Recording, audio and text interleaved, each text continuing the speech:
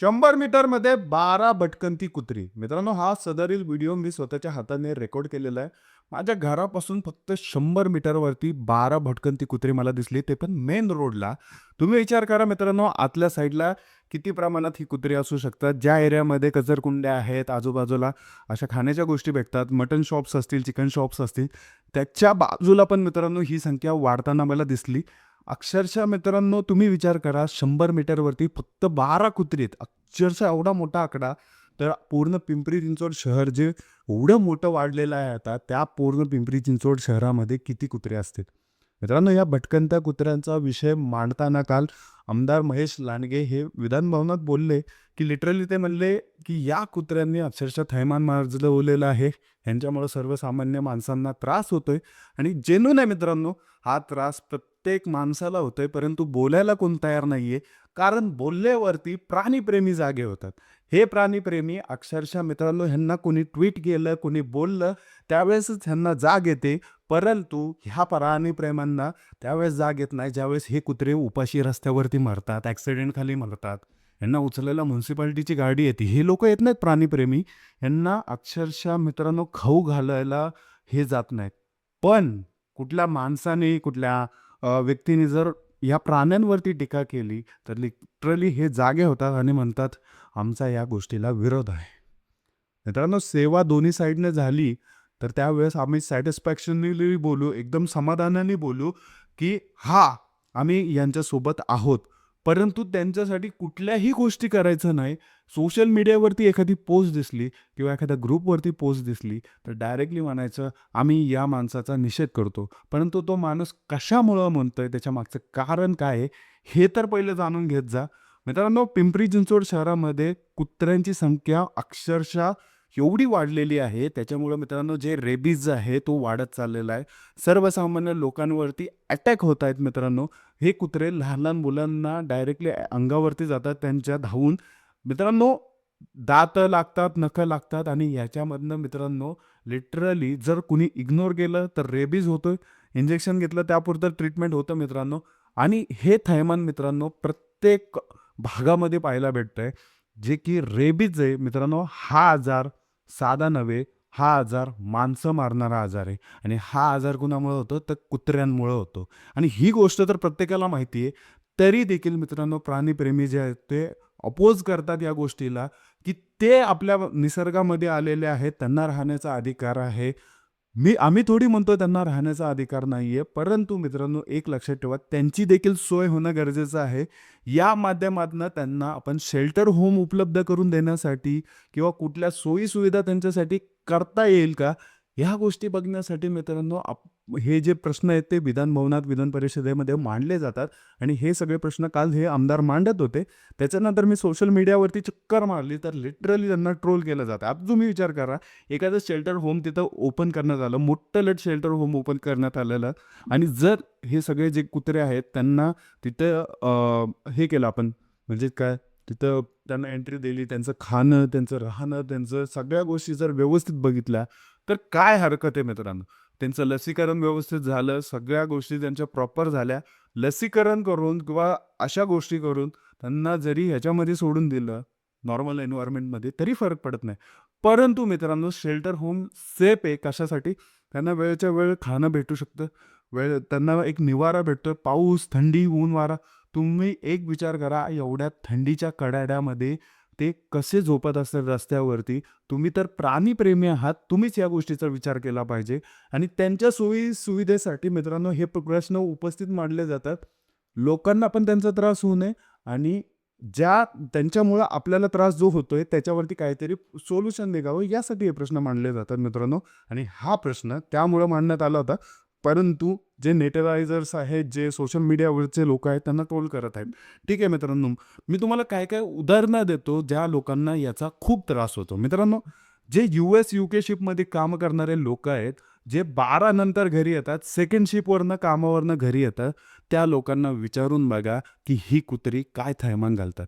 मित्रांनो, अक्षरशः पूर्ण रस्ते यांनी जाम केलेले असतात.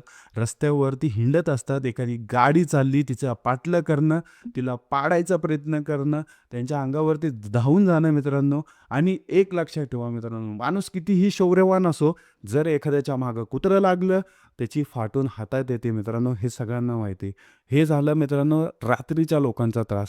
दिवसा मित्रांनो लिटरली तुम्ही विचार करा, जे लहान-लहान मुलं असतात ते एखाद्या ठिकाणी खेळत असतात.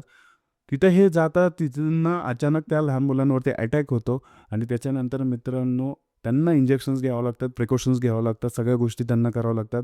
काही-काही जण ह्याच्यामध्ये जखमी होतात, काही-काही जण वारलेले देखील आहेत याच्यामध्ये. परंतु मित्रांनो ह्या गोष्टी ह्या प्राणीप्रेमींना कधी समजणार नाहीत. मित्रांनो, तुम्ही पोस्ट टाका, सगळ्या गोष्टी करा, परंतु त्यांची सेवा पण करा ना. तुम्हाला एवढं वाटतं का ह्यांना 2 बिस्किटं टाकल्यावरती मी झालो खरा प्राणीप्रेमी? त्यांना कुठेतरी खिचडी नेऊन टाकले म्हणून तुम्ही झालं प्राणी? एवढं वाटत असेल तर ह्यांना सगळ्यांना घरी घेऊन जा आणि तिथं सांभाळा. ह्या गोष्टीचा अर्थ हाच होतो मित्रांनो, की लिटरली तुम्ही फक्त एका गोष्टीला विरोध करताय, ज्या गोष्टीचा काहीही फायदा नाहीये. आणि त्याच्यावरती सोल्युशन जर नाही आणलं, तर लिटरली मित्रांनो पूर्ण पिंपरी चिंचवड, पुणे, पूर्ण महाराष्ट्रामध्ये ह्या जनावरांचं थैमान असेल. मित्रांनो, ज्या आमदाराबद्दल बोलता आहात ते त्यांचं गौप्रेम, जे गौमाता आहे त्यांच्या सेवेसाठी त्या काय-काय गोष्टी करतात हे तुम्हाला देखील माहिती नाही मित्रांनो. गोहत्या जिथं होती मित्रांनो, तिथं बसेस अडवल्या जातात, जे ट्रक अडवले जातात, ज्याच्यातनं मांस घेऊन जातात. त्या ठिकाणी मित्रांनो आमदार महेश लांडगे, त्यांचे कार्यकर्ते तत्पर असतात मित्रांनो, तिथं पोहोचतात आणि त्यांच्यावरती कारवाई करतात मित्रांनो. पोलिसांच्या स्वाधीन त्यांना करतात. मांस जे आहे ते विकणं आपल्या महाराष्ट्रामध्ये बंदी आहे. तरी देखील मित्रांनो हे मूर्ख लोकं त्यावेळेस हे अशी स्मगलिंग करतात. परंतु ह्या सगळ्या हत्या ज्यावेळेस होतात मित्रांनो, गाय, बैल ह्या सगळ्या प्राण्यांचे, बकरी वगैरे, त्यावेळेस प्राणीप्रेमी दिसून येत नाहीत. प्राणीप्रेमी दिसून येतात फक्त कुत्र्याचा मुद्दा आल्यावरती.